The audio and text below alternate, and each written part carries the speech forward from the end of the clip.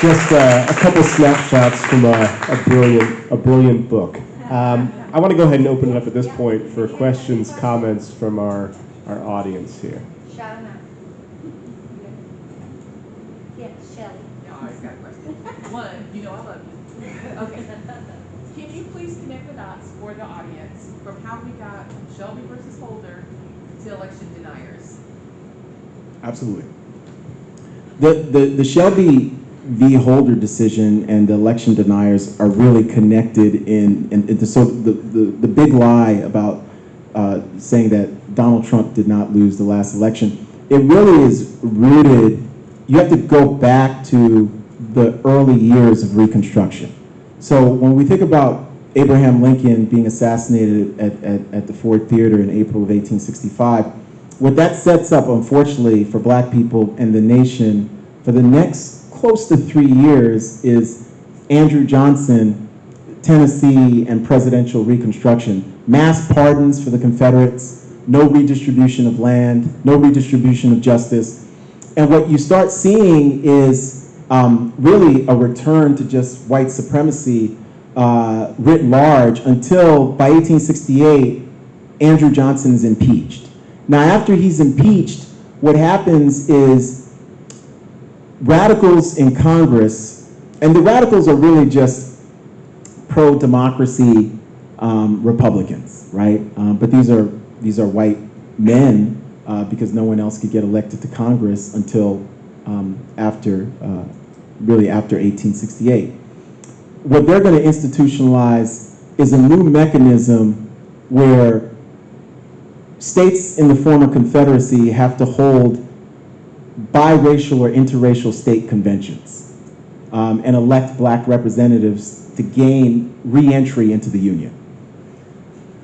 That's going to transform the state and the nature of black politics. And that's why it's really it's after 1868 where you see the so-called carpetbaggers and scallywags. This idea of these are both white Republicans who come to the South and are trying to make their fortunes based on the new interracial political dynamics. And sometimes there are white Democrats who are called scallywags who are also trying to be accommodating to the new normal, both at the local, state, regional politics.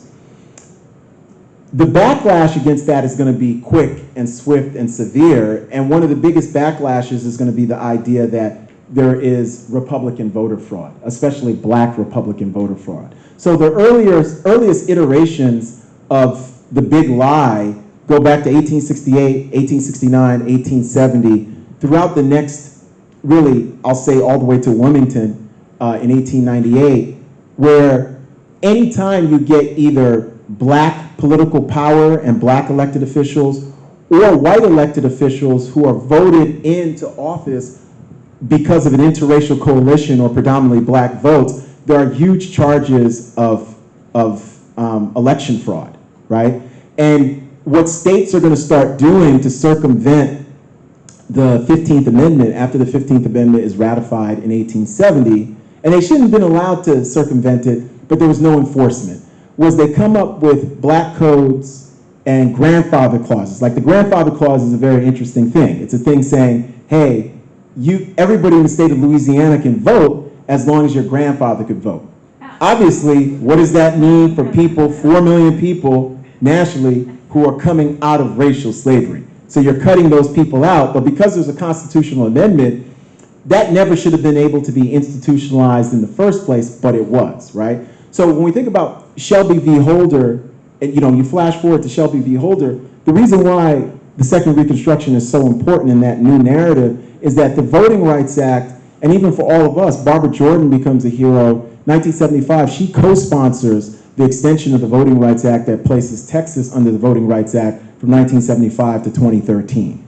And that really helps dual language speakers as well, because Barbara Jordan is the co-sponsor who makes sure that there has to be, the only reason we see signs in different languages at the polls is because of Barbara Jordan. And that was the second extension of the VRA. VRA is August 6, 1965. It's a 5-year bill. It's extended another 5 in 1970. It's extended for 7 years in 1975. It's extended for 25 years in 2007, in 1982, and then it's extended for another 25 in 2007 until the John Roberts 5-4 just ends the Section 5 pre-clearance, because what that section did was it allowed the Department of Justice to pre-clear any proposed changes from states that were under the rubric of the Voting Rights Act. So basically, if you said you wanted to do a different kind of ballot, if you said you wanted voter ID, if you said you wanted to shorten early voting, you had to clear that. And the Justice Department denied Texas, Mississippi, South Carolina, Tennessee, different places that were under the VRA. It denied them hundreds of times proposals that were going to adversely affect black voters, right? And so once Shelby happens, we really are no longer in that racial justice consensus that comes out of the Second Reconstruction. And we're next year is going to be the 10th anniversary of Shelby, and one of the reasons why we're in such a mean season of discontent is because of what happened to voting, but voting is connected to other aspects of citizenship. So we have to braid the vote with things like education and the criminal justice system and healthcare and housing and transportation and environmental justice. It's all braided together. So the big lie is both connected to the dissolution of the consensus of the Second Reconstruction, but it's also an echo of the redemptionist impulses of the first. Just to add, I mean, from the book, it seems to me that, one of the things you suggest is that a particular rhetorical iteration of the legacy of the sort of civil rights movement, right, is what maybe allows someone like John Roberts to, however sincerely or not, probably not, say, listen, we've solved that problem. Absolutely. Right? And like that's why that history matters, right? That, he can sort of seize upon that and say, those pre-clearance mechanisms are no longer necessary because those states that had a history of voters enfranchisement way and back. Ruth Bader Ginsburg pushes back and says it's like somebody who's being covered up by rain who never feels the rain, saying that because I don't feel the rain and I'm holding this umbrella, I'm going to throw away the umbrella.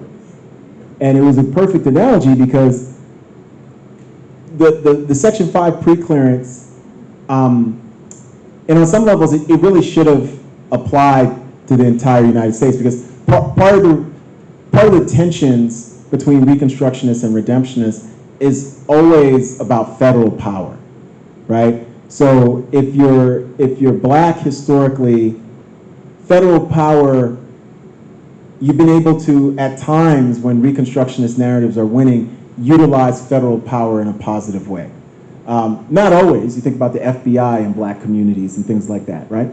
But Redemptionists do not like federal power, although I think when you think about this third Reconstruction, and sometimes people talk about civil war and conflict, I think when you see the big lie and when you see this idea of attacking the deep state, this is a different kind of redemptionist in the sense of aspirationally, even as people will say, people like Steve Bannon just are destroyers, and I agree, but they want to take over the federal apparatus in a way that technically, even with Dixiecrats, even with what happened in the 19th century, they did not, technically, right? Even with Woodrow Wilson, because Trump has given them a taste of that. Because remember, just because of the way our history unfolds, the Civil War starts through both secession and aggression. There's secession, and then there's Fort Sumter, which is aggression,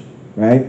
And this is a different model. This is a model of takeover when you think about Jeff Sessions and the Department of Justice, right? Because part of the reason why Lincoln, who is an extraordinarily complicated figure, is able to, when you think about the Emancipation Proclamation, earlier iterations basically are saying it's not unfettered freedom for black people. He's basically saying things like, maybe we'll ship them out of the country. Maybe there's going to be a plan to repay plantation owners and enslavers. That's really right there. I mean, Lincoln even goes as far as inviting a group of black folks to the White House in 1862 and says, hey, I don't think your people and my people are really ever going to get along, and what about a plan to repatriate? Obviously, they're like, some of them are like, we've been around the United States longer than your people. Like, what are you talking about, right? And so what's so extraordinary about this idea of voting and the big lie is how salient it is throughout, the three different periods of Reconstruction. Anybody else? It's an opinion question. I understand all the stuff you're saying. I hear it, I've heard it from my parents and stuff like that. Do you think that the merging of the same problems over and over and over is intentional, or is it a byproduct of not solving the problem? Oh yeah. I think it's a byproduct of not solving the problem.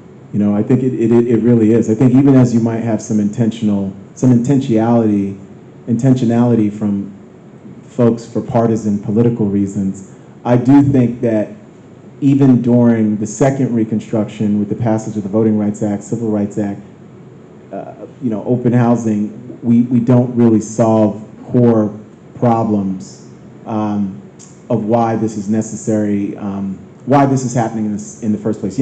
Katrina is a great example. I talk about Hurricane Katrina, where these are long-standing problems, and these are folks who were trapped in Katrina, who generationally, even within the context of the second Reconstruction, had not been able to lift themselves up, right? And you had the news media calling them refugees. These are Black Americans, and it's like the stuff going on in Louisiana from grandfather clause all the way to Katrina had just left people in really, really endemic poverty and bad straits, right? And the Army Corps of Engineers and different kind of environmental neglect to levees, because New Orleans was what it was, this sort of place that is getting transformed through white flight, now gentrifying, but at the time through white flight, loss of taxes, loss of political power. So I do think that I wouldn't say it's just like purposeful, but I think that there are people who are redemptionists who know the history that I'm talking about.